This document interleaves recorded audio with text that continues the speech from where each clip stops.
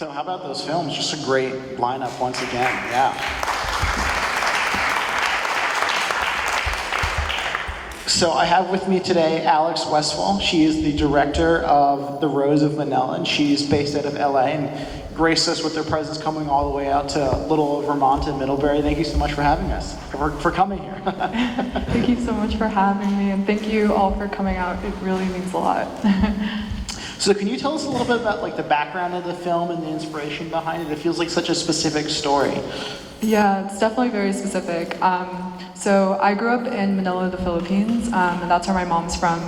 And actually, my grandparents' family, they worked in media, and throughout the Marcos regime and the dictatorship, the company that my grandfather worked for was the last public media company to not be taken over by the regime.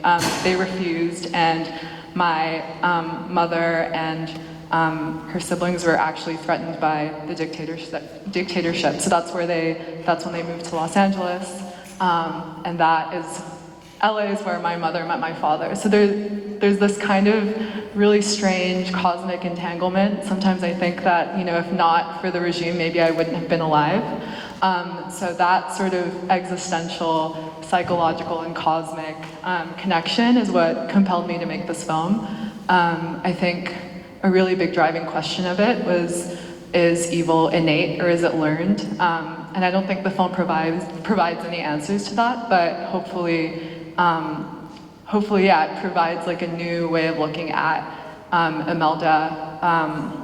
And yeah, this film is also based on a true story. I basically found in my college library a book-length interview with her, which is absolutely ridiculous. And she recounts the story about how she basically won this pageant. But when you kind of corroborate the story with the local newspaper at the time, she didn't win. They actually made a second position for her because, she went behind closed doors and talked to the judges. Some people say that she seduced them, but it's all gossip. Yeah. And so what was it like? Is this your first film you've done about the Philippines and Manila, or have you explored this before? Yeah, this is my first film, Yeah. really, that I've ever made. I studied film theory in college, and this is actually my undergraduate thesis. And when it came time to choose what form to take something, or to choose a form to, display my thinking and what I've learned over the years, film I thought was a really exciting medium just because of the way that you can play with time through editing and, bring archival, bring 16 millimeter, bring digital, all in the same space. And I was thinking a lot about elliptical timelines and thinking about this cosmic sort of temporal entanglement between myself and Imelda. So yeah, this was the first project.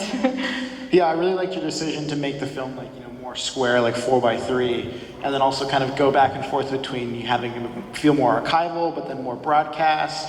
And so what was your, explanation behind having all these different mediums, and then you did a great job of balancing out so well and had it complement each other, so. Thank you, I appreciate that. Yeah, it really wasn't a choice, it was out of necessity. The digital footage was actually all a backup, and the entire film I really wanted to shoot on 16 millimeter, because I'm trained as a photographer. I started working in the darkroom when I was in middle school, so I really just love the grain and the grit of the filmic image. So I was really determined to shoot the entire thing in film. I actually borrowed a small Bolex camera from my college's film department. And we shot the entire thing. We had the digital as backup, and upon arriving back in the US, I realized that the pressure plate that is meant to keep the image in focus was off. So we had shot basically 3/4 of all the footage on film, and it was completely out of focus. Yeah. So I cried for a week. And when I went back to my professor, his name's Ramel Ross, and he's a fantastic documentary filmmaker. He said that, I didn't really have a choice, but he helped me realize that the mixing of the formats kind of lent itself to the concepts and the themes about time that I was also thinking about, and having kind of different times come together in the same space. Yeah, it's kind of a happy accident, if you will. Exactly. So were there any audience questions? No. Oh, there's one back there. Do you plan to go on and do more filmmaking, and what are your plans, if so? Yeah, thank you so much for that question. I'm writing a feature film right now, and I'm working with my friend who's a TV and a Broadway actress. And the film is going to be about the photographer Francesca Woodman, who, basically is this young photographer who was very popular after she passed away. She unfortunately took her own life when she was 22. That happened in the early 80s, and basically the narrative around her has been constructed by scholars and filmmakers who were mostly men, mostly older than her, and who didn't really know her. And I also have a weird kind of relationship with her because we went to the same high school, and she went to college down the street from where I went to college. And so trying to tell her story from an alternative lens, working with her archives in New York and things like that. So we'll see how it goes, but very much still in the writing and research stages. Yeah. Were there any more audience questions? Oh, one right there. Just more of a remark. I appreciated how in the Rose of Manila, it was very sympathetic to the very end. You know, at some point I almost wondered, is she getting the Britney Spears treatment, like looking back, like, oh, poor Melba, she loves her mother. But had you always considered that arc that way, that for the most part, for 14/15ths of the film, it was going to be kind of a soft focus thing, and then, the last minute is the change. Yeah, I really appreciate that question, or that comment and that question.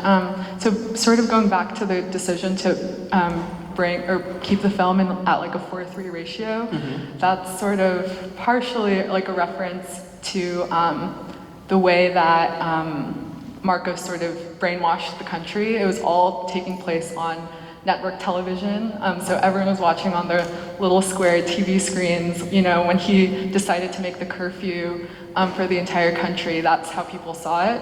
And so I hope, people can take what they want out of the portrayal of Imelda, but I hope one of the things that the film does in terms of its form and the tone is that sort of mimics like the process of brainwashing almost in a way. And you're sort of sympathetic to her, but there's little moments where you can kind of see the evil come out. The turtle is on its back. She leaves it to kind of struggle. She kind of, continues to sing when everyone else doesn't. Little moments like that were hopefully kind of like the evil in the Imelda that we know kind of comes out. Yeah. Were there any other questions?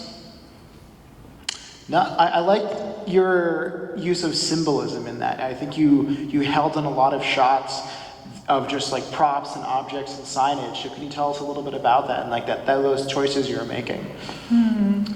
Yeah. Again, I guess it just goes back to my like training in film theory and the ways in which I've learned how images produce meaning and different objects produce meaning.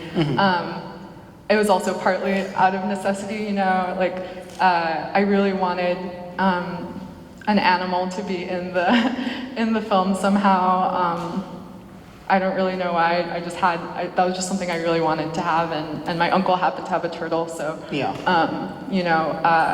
I used his pet turtle, and I guess like after the fact, you can read many things into that. Turtles have a lot of just like historical symbolism with them.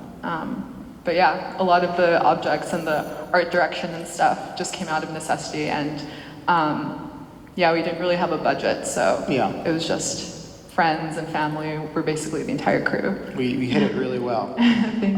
So my last question is, what was it like looking at like Filipino culture and history and working with these actresses on location, through a completely different lens as a filmmaker? Yeah, it's really, that's a question I've been thinking about a lot. I think this was actually the time we shot the film over my winter break in 2020, so 2 months before the pandemic, and it had maybe been, like years since I'd really been back home because I was in the US studying, and my dad had a job where we moved around a lot. So, you know, I think especially Manila is a very just like big, really intense city, very cosmopolitan, very crowded, and I think, you know, a lot of people I've talked to who visited, they always say that, you know, it's not the prettiest place they've been to. So I think one of the things I really wanted to do on this film, and part of that also was the reason behind trying to shoot at least on 16 millimeter, was to really show show the locations and the country in like in a really beautiful way. And I think I hope that some of that was shown in the locations that we picked, things like that. Great. Well, thank you so much, Alex. We need another round of applause for her. And don't forget to check out the rest of the movies later today and vote on the ballots. Have a good one, you guys.